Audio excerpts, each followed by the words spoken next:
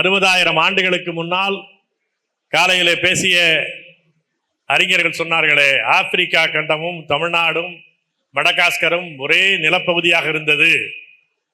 அந்த காலத்தில் தமிழ்நாடும் இன்றைக்கு இருக்கிற ஆப்பிரிக்காவும் ஒரே நிலப்பகுதியாக இருந்தது. அதுதான் பின்னாலே நீரிலே கடலிலே மூழ்கி போனது. அதுதான் குமரிக்கண்ட கோட்பாடு என்று சொல்கிறார்கள். ஆரியனும் ஏற்பதில்லை, திராவிடனும் ஏற்பதில்லை. ஏனென்றால் அதற்கான தேவை அவர்களுக்கு இருக்கிறது. கோண்டுவானா இந்த குமரிக்கண்ட கோட்பாடு என்பதெல்லாம் வெறும் கற்பனை. இப்போது கூட ஒரு கருத்தரங்கம், அது ஏதோ முற்போக்கு எழுத்தாளர் சங்கம் ஏற்பாடு பண்ணி இதே மதுரையில் போன வாரம் நடந்தது. உனக்கு புரியலன்னா புரியல, இன்னும் ஆய்வு செய்யணும்னு சொல்லிட்டு போறதுல ஒன்றும் தவறு இல்லை. அது ஏற்க முடியலன்னு சொன்னா இன்னும் ஆய்வு செய்ய வேண்டும் தப்பித்து கூட போகலாம். ஆனால் அதை விட்டு சும்மா மைக்க பிடிச்சிட்டு கிண்டலா நக்கலா சிரிக்கிறது, அது குமரி கண்டம் உனக்கு அறிவு வந்துருச்சுன்னு அர்த்தமா? இன்றைக்கு அந்த குமரிக்குண்ட கோட்பாட்டிற்கு அது கொடுங்கடல் கொள்வதற்கு முன்னால் இன்றைக்கு இருக்கிற ஆப்பிரிக்காவும் மடகாஸ்கரும் தமிழ்நாடு நிலமும் ஒரு பொது நிலமாக இருந்தது. இதை தொடக்கத்திலே நோம் சாம்ஸ்கி, இன்றைக்கும் அவர் முடியாமல் உயிரோடு இருக்கிறார், நோம் சாம்ஸ்கி சொன்னார், இந்த பூமி பந்தினுடைய முதல் மொழியாக இருப்பதற்கான தகுதி உடையது எரித்ரியா மொழியும், எரித்ரியாவிலே இருந்த ஒரு மொழி, பழைய மொழியும் தமிழ் மொழியும் தான். இந்த இரண்டிற்கும் தான் வாய்ப்பு உண்டு முதல் மொழியாக இருந்திருப்பதற்கு என்று அவர் சொன்னார், நோம் சாம்ஸ்கி. அதை அடுத்த கட்டம் நகர்த்துவது போல குமரிக்கண்ட கோட்பாடு என்பதை பல அறிஞர்கள், ஆய்வறிஞர்கள் பல தொல்லியல் சான்றுகளோடு சொன்னார்கள். அந்த கடல் ஆய்வின் அடிப்படையிலும் அதை சொன்னார்கள். அதில் ஒரு தொடர்ச்சியாக வந்த ஒரு ஆய்வு, நீண்ட காலமாக மனிதனிடத்தில், இந்த ஆய்வாளரிடத்தில் இருக்கக்கூடிய ஒரு விருப்பம், ஒரு த்ரில் என்று சொல்வார்களே, ஆதி மனிதன் எங்கே இருந்திருப்பான், அவனுடைய தொடர்ச்சியான ஆட்கள் இங்கே இருக்கிறார்களா என்று கண்டறிவதற்கான முயற்சிகள் இருந்தார்கள். மிக பெரும்பாலோர் வந்த முடிவு என்பது இன்றைக்கு இருக்கிற அந்த ஆப்பிரிக்காவினுடைய பகுதியில் தான் இந்த தொடக்க நிலை இருந்திருக்கிறோம். இந்த மனிதனுக்கான முதல் நிலை, மனித குரங்கு என்று சொல்கிறார்கள், அந்த நிமிருக்குடைய நிலை இருந்திருக்கும் என்றெல்லாம் சொன்னார்கள். அந்த கட்டத்தில் இப்போது இருக்கிற ஆப்பிரிக்காவும் தமிழ்நாடும் ஒரே நிலமாக இருந்தது என்ற ஆய்வுக்கு அவர்கள் வந்தார்கள். அதை நிரூபிப்பதற்கு ஒரு சான்று கிடைக்குமா என்று அவர் தவித்துக் கொண்டிருந்த போது ஒரு முயற்சியில் இறங்கினார்கள். அன்றைக்கு அங்கே கிடைக்கிற சிக்கல் என்னவென்று சொன்னால், ஆப்பிரிக்கா போன்று இங்கே இந்தியா போன்ற தமிழ்நாடு போன்ற பகுதிகளிலே மிக வெப்ப மண்டலம். அந்த வெப்பநிலையில் பழைய எலும்புக்கூடிலிருந்து கிடைக்கிற டிஎன்ஏவை பாதுகாத்து வைக்க முடியாது, அது பாதுகாப்பாக இருக்காது. எனவே அந்த ஆய்விலே பல இடர்பாடுகள் இருந்தது. ஆனால் அதையெல்லாம் தாண்டி ஆப்பிரிக்காவிலே ஒரு 70,000 ஆண்டுகளுக்கு முன்னால் இருந்த மனிதனுடைய எலும்பு கூட எடுத்து அதனுடைய டிஎன்ஏவை அவர்கள் வெற்றிகரமாக பிரித்து அந்த டிஎன்ஏவை ஆய்வு செய்தார்கள் ஒரு பக்கம். இன்னொரு பக்கம் இப்போது இருக்கிற ஈரான் இருந்து ஸ்டெப்பி புல்வெளியிலிருந்து அதிலிருந்து வரக்கூடிய, அதில் கிடைக்கக்கூடிய பழைய எலும்பு கூட எடுத்து அதிலிருந்து கிடைக்கக்கூடிய டிஎன்ஏ வைத்து ஆய்வு செய்தார்கள். அதற்கு R1A டிஎன்ஏ பேரு, இது M130 டிஎன்ஏ பேர். ஆப்பிரிக்காவில் கிடைக்கக்கூடியது M130 என்ற டிஎன்ஏக்கு பேரு, அது R1A என்று பெயர். இதுக்கு இடையில் இப்போ இருக்கிற அந்த ஹரியானா பகுதியில் ஹெத்திகாரியா அந்த ஊரில் தான் ஒரு பெண்ணினுடைய ஒரு எலும்புக்கூடு கிடைத்தது. அதனுடைய டிஎன்ஏ எடுத்தார்கள். ஒரு 5400 ஆண்டுகளுக்கு முன்னால் இருந்த அந்த பெண்ணினுடைய டிஎன்ஏவில் கொஞ்சம் கூடுதலாக M130 அந்த டிஎன்ஏ என்பது கிடைத்தது என்ற முடிவுக்கு வந்தார்கள். அப்போது ஆனால் அங்கே அதனுடைய வாய்ப்பு குறைவு என்ற முடிவுக்கு வந்ததற்கு பிறகு இங்கே தமிழ்நாட்டில் குறிப்பாக மதுரை பகுதி என்பது பழைய மூதூர், பழைய இலக்கியங்கள், பல்வேறு உலக இலக்கியங்கள் எல்லாம் குறிப்பிடக்கூடிய பழைய நகரங்களில் மதுரை ஒன்று. எனவே அந்த மதுரை நகரம் அதனுடைய வளர்ச்சியாக இன்றைக்கு வரை வளர்ந்து கொண்டிருக்கிறது. அந்த மூதூர் மதுரை என்பது அடுத்தடுத்து இயல்பான ஒரு நேச்சுரல் எக்ஸ்பான்ஷன் என்பது நடக்கிறது. ஒரு மேலிருந்து திணிக்கப்பட்ட ஒரு அழிவு கிடையாது. எனவே இதனுடைய இடத்தில் இருப்பதற்கான வாய்ப்பு உண்டு என்று கருதி அந்த ஆய்வை மேற்கொண்டார்கள். அந்த ஆய்வினுடைய பல மாணவர்களிடத்தில் அதை பற்றிய அந்த குருதி மாதிரி எடுத்தார்கள், பிளட் சாம்பிள் எடுத்தார்கள். அதிலே நம்முடைய மதுரை உசிலம்பட்டிக்கு பக்கத்தில் இருக்கக்கூடிய நம்முடைய நண்பர் இங்கே வந்திருக்கிறார், விருமாண்டி. 70,000 ஆண்டுகளுக்கு முன்னால் இருந்த அதே DNA M130 இவருடைய உடலில் இருக்கிறது என்று கண்டுபிடித்து, அது என்ன என்றால், எப்படி ஒரு கீழடியோ அல்லது சிவகலையோ நமக்கான ஒரு தொல்லியல் சான்றோ நம்முடைய மரபனுடைய பழமையை, அதனுடைய நீடித்த தன்மையை நாம் சொல்லக்கூடிய பாவாணர்கள் சொல்லிக் கொண்டு வரக்கூடிய அந்த கருதுகோள் இருக்கிறது, அது எவ்வளவு சரியானது என்பதை மெய்ப்பிப்பதற்கு மிக நவீனமான DNA சாம்பிள், DNA சான்று என்பது இன்றைக்கு விருமாண்டி அவர்கள், அவர் தற்செயலாக அவரை நாம் நட்பு கொள்ள முடிந்தது. அவர் இங்கே வந்திருக்கிறார்கள். விருமாண்டி அவர்களை நம்முடைய 70,000 ஆண்டு நம்முடைய வரலாறை அவர் தாங்கி நிற்கிறார். அந்த விருமாண்டி அவர்களை நம்முடைய தமிழ் தேசிய பேரியக்கத்தினுடைய தலைவர் ஐயா பே மணியரசன் அவர்கள் சிறப்பு செய்து சில செய்திகளை பேசுவார்கள். அதற்கு பிறகு எப்படி அந்த ஆய்வுக்கு அவரை உட்படுத்தினார்கள் என்ற அந்த தகவல்களையும் பிறகு விருமாண்டி அவர்கள் சொல்வார்கள். ஐயா அவர்கள் அவருக்கு சிறப்பு செய்து பாராட்டி சில சொற்களை சொல்லுமாறு கேட்டுக்கொள்கிறேன். இந்த ஆய்வு என்பது ஆக்ஸ்போர்டு பல்கலைக்கழகம் நடத்தியது. அந்த ஆய்வுக்கு துணையில் பங்கு கொண்டவர் நம்முடைய காமராஜர் பல்கலைக்கழகத்தினுடைய ஆய்வாளர் டாக்டர் முனைவர் பிச்சப்பன் அவர்கள். முனைவர் பிச்சப்பன் அவர்கள் இருக்கிறார்கள், பல தடவை பேட்டி கொடுத்து கொண்டிருக்கிறார்கள். எனவே இங்கிலாந்திலே உள்ள ஆக்ஸ்போர்டு பல்கலைக்கழகத்தினுடைய வல்லுநர்கள் எடுத்த முயற்சியில் அவர்களெல்லாம் வந்திருந்து பல பேருடைய குருதி சோதனையை பண்ணியதில் இந்த அவங்க ஊர் கிராமம் ஜோதி மாணிக்கம் என்ற இந்த கிராமத்தை சேர்ந்த தம்பி, இவர் அப்போ படிச்சுக்கிட்டு இருந்தார், கல்லூரி படித்தது. இப்போ முனைவர் பட்டம் பெற்றிருக்கிறார். முனைவர் பட்டம் பெற்றவர் தகவல் தொழில்நுட்பத்துறையிலே சென்னையிலே பணியாற்றி கொண்டிருக்கிறார். நம்ம கிராமத்தில் கிடைச்சோம். அவர் தற்செயலாக இங்கே வர வாய்ப்பு இருந்தது, அதனால் வாருங்கள் என்று அழைத்தோம். வந்து விட்டார்கள் அவர்கள். அது நம்ம இனம் கற்பனை இனம் அல்ல, புருடா விடுற இனம் அல்ல.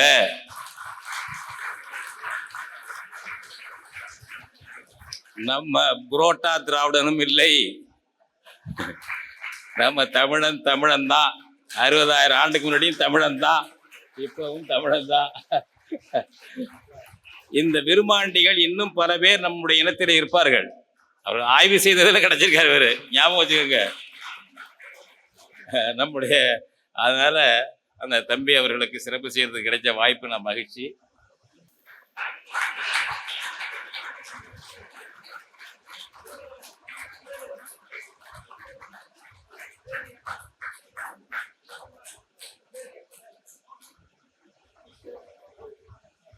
இப்போது விருமாண்டி தனக்கு ஏற்பட்ட இந்த ஆய்வுகளை பற்றி சொல்வார்கள். சங்கம் வைத்து தமிழ் வருத்த மதுரையில் தமிழ் தேசிய பேரியக்கம் நடத்தும் தமிழ் தொன்மை மாநாடு சீரும் சிறப்பாக நடைபெற்று கொண்டிருக்கிறது. நாள்தோறும் தமிழகத்தில் எண்ணற்ற அரசியல் மாநாடுகள், சினிமா நிகழ்ச்சிகள் நடந்து கொண்டிருக்கும் இந்த வேளையில் ஒரு இனத்திற்காகவும் ஒரு மொழிக்காகவும் இந்த தமிழ் தேசியம் நடத்தும் தமிழ் சங்கம் வளர்த்த மதுரையிலே தொன்மை மாநாடு நடத்தி கொண்டு என்னையும் இந்த மாநாட்டிற்கு அழைத்த ஐயா அவர்களுக்கு முதற்கண் என் நன்றியை தெரிவித்துக் கொள்கிறேன். மனித குலத்தில் தமிழரையும் பிரித்து விட்டு எந்த வரலாற்றையும் கட்டமைக்க முடியாது என்பதற்கு ஆதாரமாகத்தான் இந்த மதுரை விளங்கி கொண்டிருக்கிறது. இப்படிப்பட்ட முச்சங்கம் வளர்த்த மதுரையிலே இந்த நிகழ்ச்சி நடத்துவது இந்த தமிழுக்கும் பெருமை சேர்ப்பதாகவே நான் கருதுகிறேன். கல் தோன்றி மண் தோன்றா காலத்தை வாளோடு முன் தோன்றிய மூத்தகுடி தமிழ்குடி என்னும் சொல்லை நாம் பல நூற்றாண்டுகளாக சொல்லிக்கொண்டே தான் இருக்கிறோம்.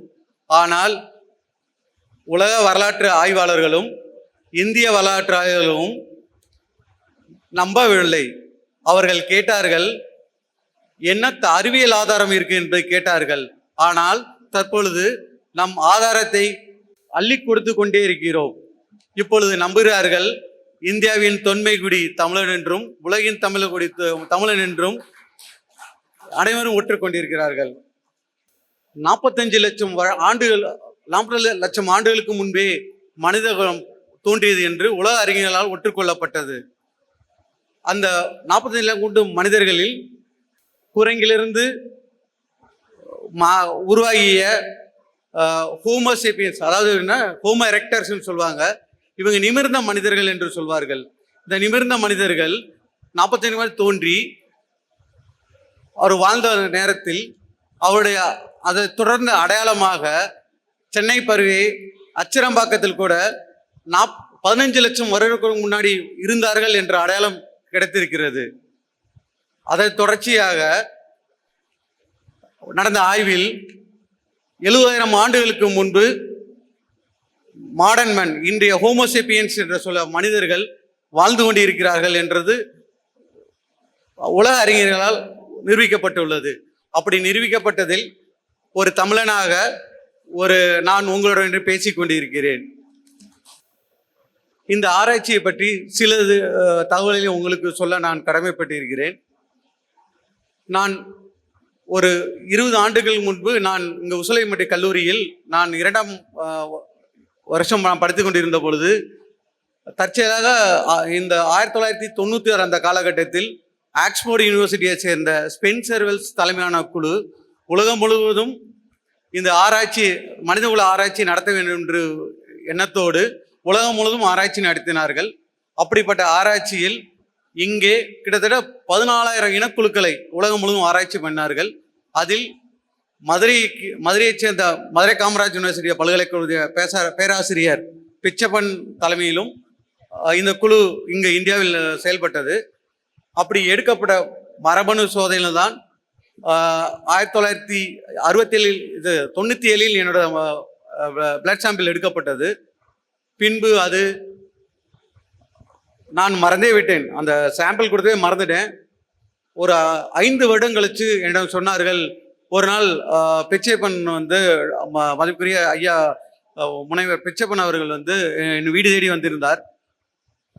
இந்த மாதிரி நானும் இல்லை, அப்போ சொல்லிட்டு போயிட்டாங்க, இந்த மாதிரி விருமாண்டி என்னை பார்க்கணும் அப்படின்னு. அவங்க இல்லைன்ற சொல்லிட்டு இந்த மாதிரி யூனிவர்சிட்டிக்கு வர சொல்லுங்கன்ட்டு போயிட்டாங்க.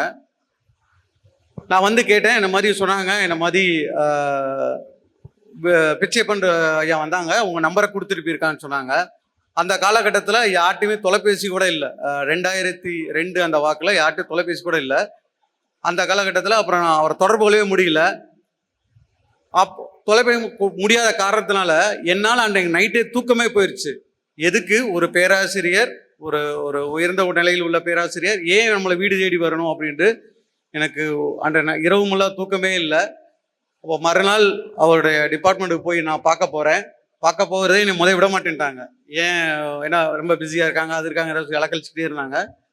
அப்புறம் நான் சொன்னேன், இந்த மாதிரி என்னை வீடு தேடி வந்திருக்காங்க, எதுக்கு நான் கேட்டு போக வந்திருக்கேன் அப்படி சொன்னேன். அப்புறம் ஒரு வழியாக உள்ளுக்கு அனுப்பிச்சு உள்ளுக்கு போய் பார்த்தேன். அவங்க எல்லாரும் என்னைய ரொம்ப மகிழ்ச்சியாக வரவேற்று பேசியிருக்கலாம் சொன்னாங்க.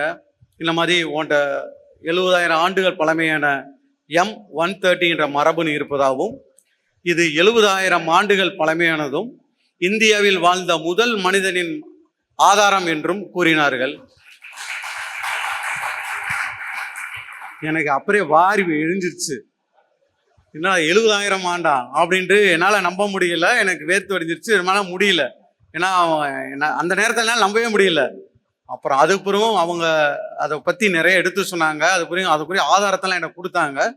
இந்த மாதிரி ஆக்ஸ்போர்ட் யூனிவர்சிட்டிலேருந்து இன்னமும் திருப்பி அவங்கள விசிட் பண்ணுறாங்க, அதனால் உங்கள் டேட்டெல்லாம் கொடுத்துட்டு வராங்க. அப்புறம் அதை போய் 2 மாதம் கழித்து அந்த டாக்டர் ஸ்பென்சர் வெல்ஸ் தனி விமானம் மூலம் ஒரு 2 நாள் எங்கள் கிராமத்தில் தங்கி சம்மந்தமாக பேசுகிறது இதுன்றோம். அப்போ தான் அவங்க சொல்கிறாங்க ஏன்னா இந்த இனம், இந்த தமிழ் இனம் 70,000 ஆண்டுகளுக்கு தொன்மையான என்றதை அன்றே அறிவித்தார்கள்.